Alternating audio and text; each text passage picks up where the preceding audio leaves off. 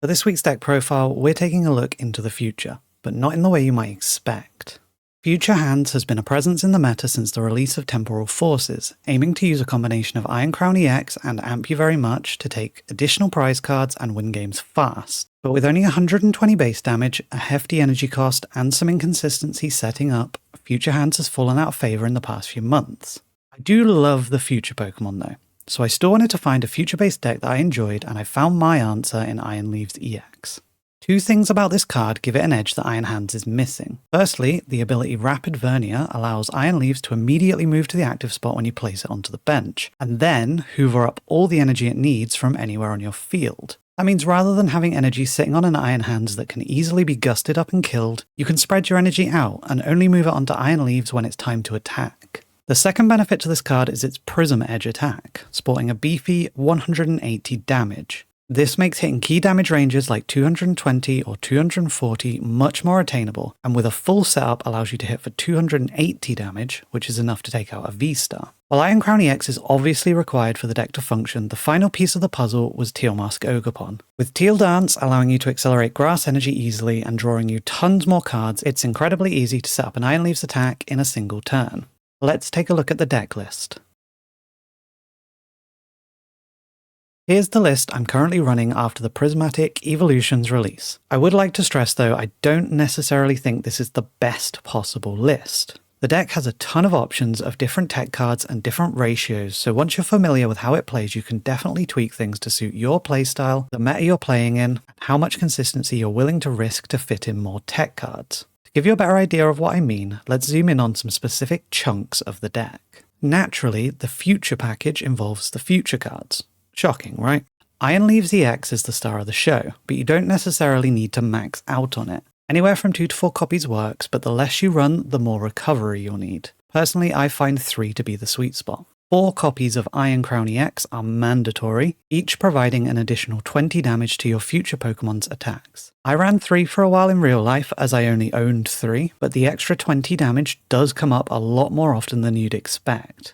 0 to 2 of the Temporal Forces Miraidon gives us a flexible option to either distort the prize trades, accelerate energy if you have a slower start, or just win going second. I will admit, in a lot of games it doesn't actually do anything, so I wouldn't say it's mandatory, but personally I really like having it as an option. Iron Bundle is a solid gusting option that we have a lot of ways to search in this deck. You could cut it, but I find it to be very helpful in some matchups, so personally I do include 1. You could go up to 2, but it's usually easy enough to recycle if you need to use it again that I don't think it's really necessary. Iron Hands completes the party, coming in as an option against the single prize decks. While Miraidon does just fine at taking out smaller threats without giving up multiple prizes, it still requires Iron Crown to be on the field, so your opponent can still easily gust him up to take multiple prizes. Iron Hands lets you keep up in this kind of prize race, or even accelerate ahead if you can target things like Squawkabilly or Luminium V. If you do run the Iron Hands, it does make the Miraidon a lot more required to help set it up. Finally, we include both the Techno Radar and the Future Booster Energy Capsule. The numbers here are quite flexible, as I often find later in the game that the radar doesn't have much to find because you've already drawn so many cards, and early on you might not have an Iron Leaves that you want to put a booster capsule on, so sometimes it just gets put wherever. Missing out on these cards when you need them though can be disastrous, so personally I like to run 3 of each. Our supporting lineup is very small, just 4 Teal Mask Ogerpon EX and 1 Mew EX. Mew is a fantastic pivot, giving you something flexible to promote whenever you aren't sure where your turn is going to go. It's a great place to put your energy attachments for turn, as often we don't need to use them on Iron Leaves. And then late in the game, a fully powered up Mew can easily come in and attack, or if you don't need the energy you've put on it, Iron Leaves can just suck it back up. Ogerpon is the backbone of the deck. You could run 3, and I did try it, but I found sometimes it was quite difficult to keep the energy flowing if one got discarded or knocked out, so I like just having all 4 of them. Before we get into trainer cards, I first want to touch on energies. In this list, I'm running 13 grass and 1 lightning. In my first version of the deck, I was running 15 grass. There's definitely a sweet spot to be found here, and I'm still not completely convinced that I've found it. With 12 energies, I sometimes find hands where I can't get the deck rolling, but with 15, sometimes it felt like too much. It's definitely worth experimenting a bit by taking out or adding 1 energy at a time and seeing how it feels. Just like the Miraidon EX decks, it feels to me like the energy count for this deck will be something very personal to each trainer. There are tons of supporters that not only work, but can do a lot of cool things in this deck. The most important one is Professor's Research. With so many of our cards being things we simply want to put into play as soon as possible, it's very easy to burn through your entire hand. Professor's Research fills it back up. Similarly, Arven is a key card in any future deck. Being able to search an item and a tool means you can grab both Techno Radar to set up your bench and Booster Capsule to either pivot or boost damage where you need to. I run both at 3, and you could push it to 4. If you wanted to reduce either of these, I could see a world where 2 Arven works, but I wouldn't want to go any lower than that. Boss's Orders currently sits as a 1 of in my list, but previously I had been running 2.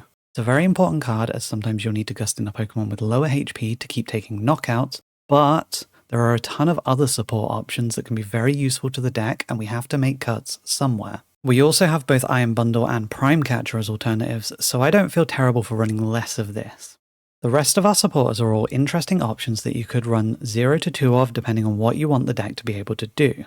If you like things simpler, or if you're a newer player learning the game, you could run none of the extras and stick to 4 Research, 4 Arven, and 2 Boss, making the deck as consistent as possible. But if you like to have a few tricks up your sleeve, you can try these. Briar gives us a little flexibility in the late game to steal wins we might otherwise lose. Ideally, we'll always be offering up Iron Leaves for the opponent to knock out, so they should hit 2 prize cards remaining more often than not. Briar allows Teal Mask Ogerpon to keep you on a 2/2/2 prize map if they leave a single prizer active, or swing a 3 prize turn if you've fallen behind throughout the match. In a lot of games, she does turn up far too early and end up in the discard because of our Professor's Researches, so it's very much of a when it comes up kind of card, but in some games you can fairly reliably draw into it when you need it to seal the win. Black Belt's Training is my newest addition to the deck, and to be honest, I'm not sure about it yet. Being able to deal an extra 40 damage to the opponent's EX Pokemon is very handy, stretching our damage cap all the way to 320 and letting us kill Dragapults and Gardevoirs.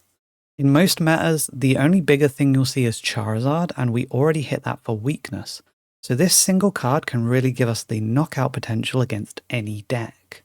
But, just like Briar, you need to have it at the right time. With no dedicated way to search for supporters, in a lot of games it's probably not going to do that much, but it could. I'm running it for now, but in the future I might switch it back to the second Boss's Orders. Penny is a super cool card in this deck, scooping up any basic and all cards attached to it. That means if you've attacked with an Iron Leaves and it survives your opponent's turn, you can use Penny to pick it back up, recycle the energies with Teal Dances, then replay your Iron Leaves and attack again, bypassing the attack restriction of Prism Edge. Sometimes in a pinch, it's also worth picking up an Ogerpon or a Mew to replay it and get a little bit more draw, but that's quite rare. Next up is Pokemon Search, and we've already touched on the Techno Radars, but alongside those I'm running the full 4 Nest Balls. Again, this part of the deck is pretty flexible, and I would like to give an honorary mention to Terra Orb. Ogerpon is such a key part of the deck that I really want to run more ways to find it, but I just couldn't fit the Terra Orbs in.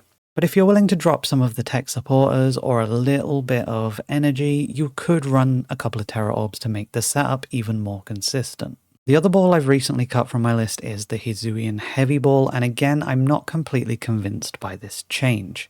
Even having a single Iron Crown prized can be devastating to your game, as you might not be able to reach a key damage threshold. But again, something's got to get cut to fit other stuff in, so for now it's the Heavy Ball. It does suck to lose a game to prize cards, but real life play is usually a best of 3, so what are the chances of it happening multiple games in a row? Now we're finally on to one of the most difficult parts of the deck, Energy Search. There's 2 simple options here, Bug Catching Set and Earthen Vessel. My earlier builds ran 4 copies of Bug Catching Set, and it's definitely not bad. Sometimes you'll find an Ogerpon and an Energy, which effectively turns the Bug Catching Set into a draw 3 and an Energy attach. But it is random. Sometimes you'll only find Pokemon when what you really need is energy, sometimes you'll find energy when what you really need is Pokemon, and sometimes you'll find nothing.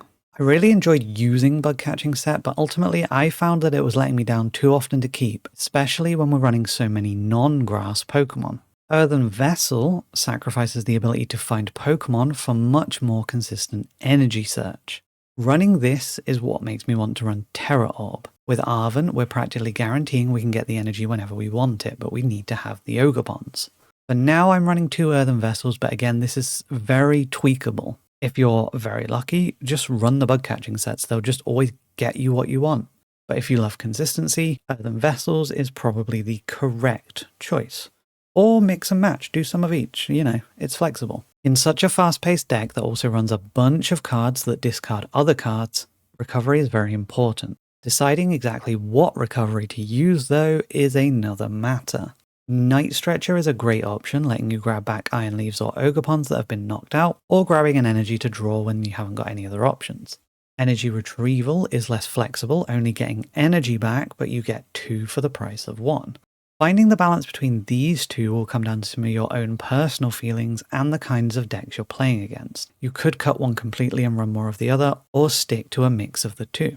Super Rod might seem like a strange choice, as a lot of the time returning Pokemon or energies to your hand means you can immediately use them, but sometimes the ability to shuffle things back into the deck can be very useful. Returning both Iron Leaves and an Iron Bundle, then using Techno Radar means you can get both of them on the field immediately, something that would take 2 Night Stretchers. Similarly, you may need to attack with Miraidon later in the game but have no energies left in the deck, so using Super Rod to put some back in means that Peak Acceleration can actually attach those energies to your next attacker. Finally, we have Pal Pad, another relatively new addition to my list. As we play Professor's Research, there's a good chance we end up discarding some of our supporters early on, but then want them later in the game. With Teal Mask Ogerpon, we also draw through a ton of our deck each game, so using Pal Pad to recycle Boss's Orders or Briar means that there's a good chance we can draw it later in the game. Lana's Aid is also another genuine option for this deck. The ability to get 3 energies back into your hand can be the difference between the attack that wins you the game or a loss because you only got 2 off of an energy retrieval. But it is a supporter and we are quite tight on space, so I'm not running it right now. Our ace spec of choice is the Prime Catcher, which shouldn't be all that surprising. Iron Leaves can hit very hard with the right setup of Iron Crowns and Booster Capsules, but sometimes we can only manage 220 or 240 damage, so another Gust that can help us take knockouts is fantastic. It also lets us seal up some games with the Ogerpon Briar combo, targeting down weaker 1-prize Pokemon on the opponent's bench. The other 2 options worth considering are the new Max Rod, which can let us recycle 2 Ogerpons, 2 energies and an Iron Leaves, making an attack from out of nowhere very possible. Scoop Up Cyclone, which fills a very similar role to Penny but doesn't require your support for the turn. Scramble Switch effectively gives Iron Hands and Mew the same ability as Iron Leaves, allowing you to set up some very interesting plays. Max Belt lets you push to 310 damage against the opponent's EX Pokemon, and Deluxe Bomb and Dangerous Laser can both give you a little extra damage against bulkier opponents, but they are a little memey. I haven't really messed around too much with the A-Spec choice personally, so if you aren't a huge fan of Prime Catcher, I would definitely encourage you to try some of these other A-Specs out and see how they feel. And finally, we arrive at Area 0 Underdepths. I find it strange I haven't mentioned it yet because it is a very important part of the deck, but we got there in the end. With Teal Mask Ogerpon EX, we gain the ability to use Area 0 Underdepths to extend our bench to 8 Pokemon. This is vital, as we need at least 2 Teal Mask Ogerpons and an Iron Leaves to even be able to attack. In a standard deck, this would only leave enough room for 3 Iron Crowns, which caps our damage at 260, and gives us no space for any other useful Pokemon. With Area 0, we can comfortably fit all 4 Iron Crowns alongside 3 Ogerpons, and still have space for Iron Leaves and something like Mew or Iron Hands. I've mentioned a few times so far that you really do have a lot of flexibility in how you build this kind of deck, and there's a handful of cards I haven't touched on that you may want to include in your own build of this deck. As we're very firmly in the realm of Turbo Deck, Squawkabilly is a natural addition. Just a single Nest Ball means your first turn can become very explosive, but it does take up a bench space which could come back to bite you later. Pheasantipity is Pheasantipity. Every deck benefits from it. Even its attack could be useful in the same way as Mew, as we don't often need to use our turn attachment on Iron Leaves, but again it does just sit on the bench, so it can get in the way. Tatsugiri allows you to search for supporters just like Pokegear, potentially making Penny or Briar plays more accessible. With a rescue board, it also functions as a good pivot, so it could replace Mew if getting the supporters you need are more important to you. Latias EX could replace the free retreat aspect of booster capsules and give your non-future Pokemon the same flexibility, which does allow you to have some flexibility with your tools. But I don't really know which other tools you want to use. Thornton gives you some access to some really neat tricks, in particular with Iron Hands. You'll often find points of the game where something on your bench has 3 grass energies attached. Thornton and a lightning energy from hand can quickly swing a game in your favour thanks to Amp You Very Much. Similarly, a second lightning energy gives you a bit more consistency with using your Iron Hands.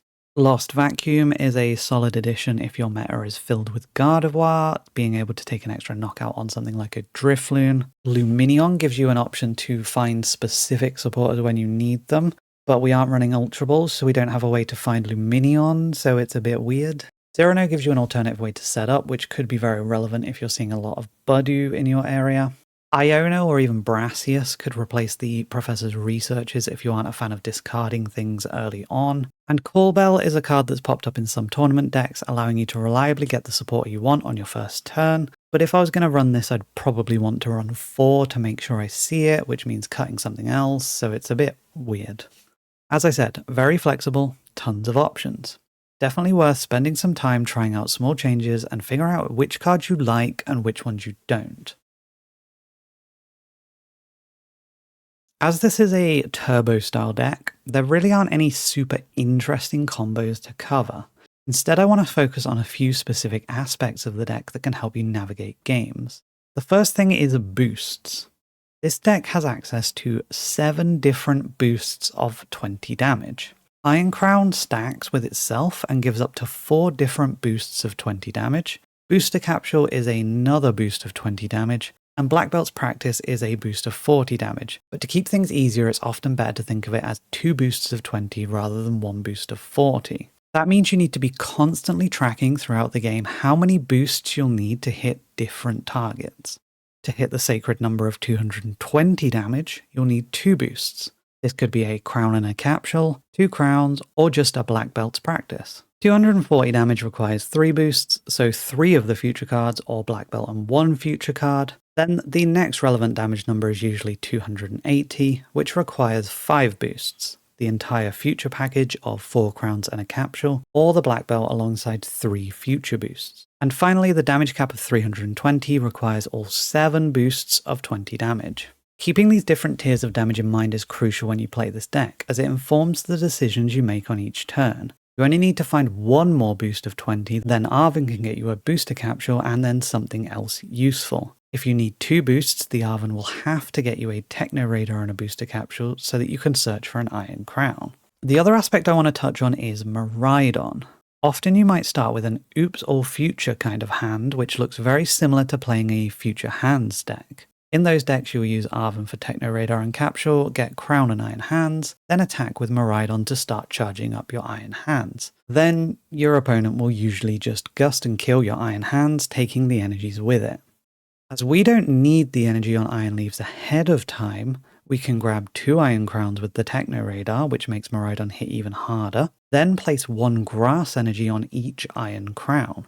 Even if the opponent does knock one out, you still retain 2 energies on the board, but with just an attachment for turn, Iron Leaves is live. Another mind game you can play is to simply place the additional energies on the Miraidon. This dares your opponent to knock it out and take a single prize, or leave the energy in play and take the 2 prize knockout.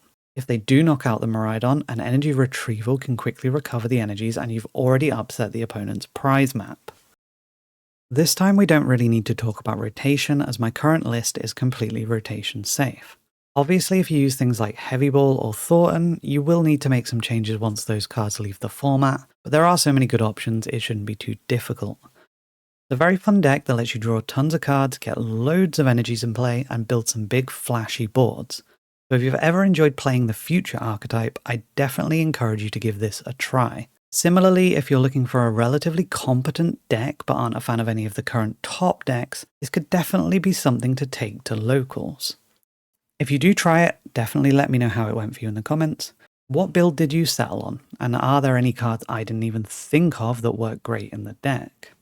I'll be looking to upload a gameplay video later in the week, so keep your eyes peeled for that. Thank you for watching, and I'll see you in the next video.